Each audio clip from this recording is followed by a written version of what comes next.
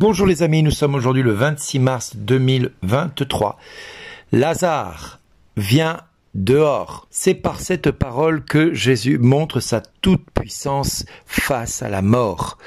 Lui qui sera demain le ressuscité, lui qui aujourd'hui montre sa toute-puissance face à la mort, nous invite à croire ce qui nous semble inconcevable humainement. Du reste, Marthe et Marie seront elles-mêmes déconcertées au début, quand elles rencontreront Jésus et qui leur dira « Je suis la résurrection et la vie. Celui qui croit en moi, même s'il meurt, vivra. Quiconque vit et croit en moi ne mourra jamais. » Crois-tu cela? Et il est vrai que là, dans toute son humanité, Marthe répondra « Oui Seigneur, je le crois, tu es le Christ, le Fils de Dieu, tu es celui qui vient dans le monde. » Ceci dit, Marthe est bien démunie face à cette incompréhension de ce qu'elle vit dans son cœur. Son frère est mort et c'est l'ami de Jésus.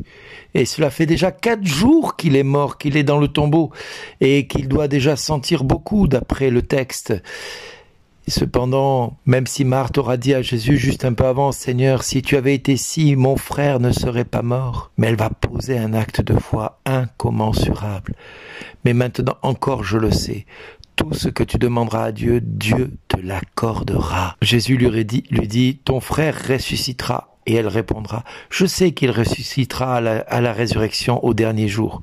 Ça, c'était la foi de Marthe. Elle n'imaginait pas que Jésus pouvait le ressusciter encore, dès maintenant. Et beaucoup de théologiens ont fini par dire que Jésus n'avait jamais ressuscité Lazare, parce que c'était être cruel que de ressusciter un mort pour plus tard le laisser à nouveau remourir.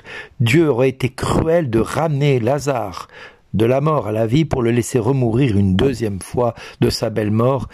Et pourtant c'est bien ce qu'il va se passer avec Lazare, puisque Lazare deviendra le premier évêque de Marseille, celui-là même que Jésus ressuscita d'entre les morts. Eh bien oui, aujourd'hui dans notre histoire, nous avons des fois des incompréhensions et des impossibilités à nos yeux et à notre quotidien.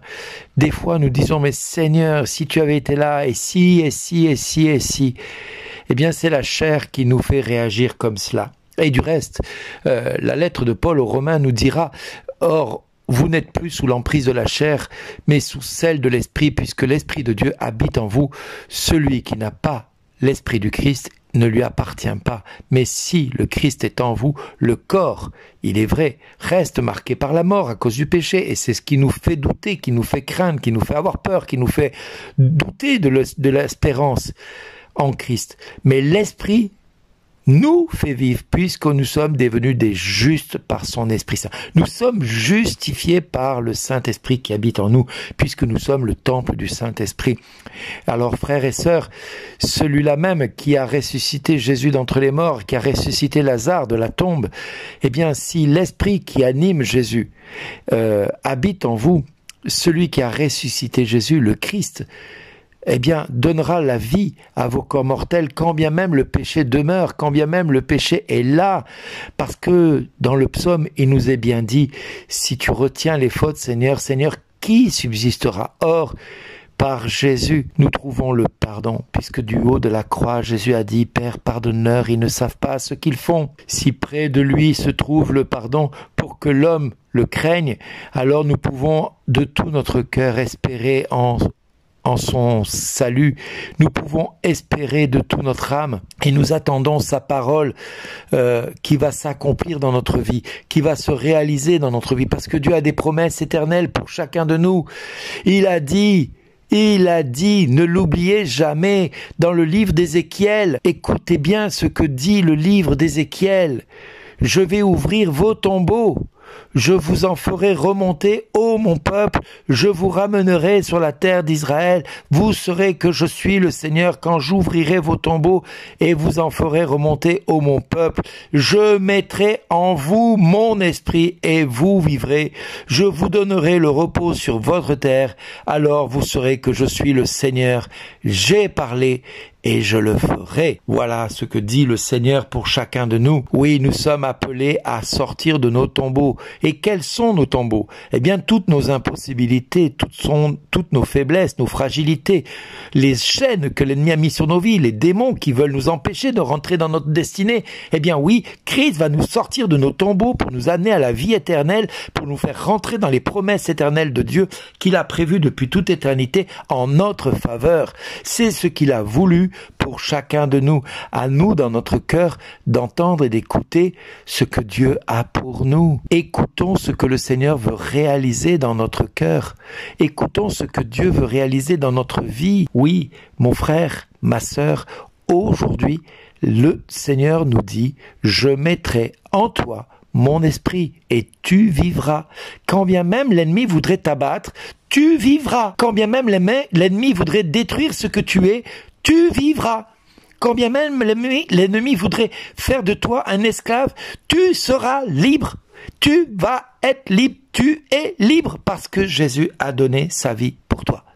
Et ça, c'est une promesse de l'Éternel en ta faveur.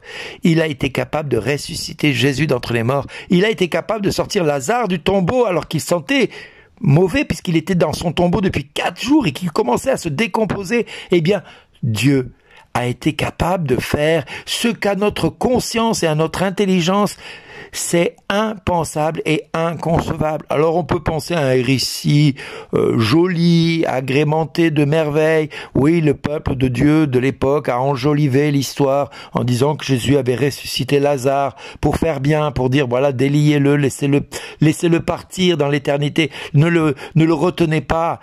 Et, sauf que ce n'est pas du tout l'histoire. L'histoire nous raconte que Jésus l'a vraiment ressuscité d'entre les morts, ou alors nous remettons la parole de Dieu dans sa intégralité en doute. Or, Jésus n'a pas voulu que nous mettions sa parole en doute, puisqu'il a dit « J'ai parlé et je le ferai ». Donc, mon frère, ma sœur, aujourd'hui, Dieu te dit qu'il va mettre en toi son esprit, que tu vas vivre, qu'il va te donner le repos sur la terre qu'il a promis à tes pères, à tous tes ancêtres. Il va te donner de vivre parce qu'il est le Seigneur ton Dieu et qu'il t'appelle à vivre de sa vie pleinement. Mon frère, ma sœur, aujourd'hui, le Seigneur te fait une promesse. Empare-toi de cette promesse et vis avec cette promesse dans cette journée comme un jour de gloire pour le Père, le Fils et le Saint-Esprit, et contemple la gloire que Dieu veut faire de ta vie. Sois béni et merci d'exister.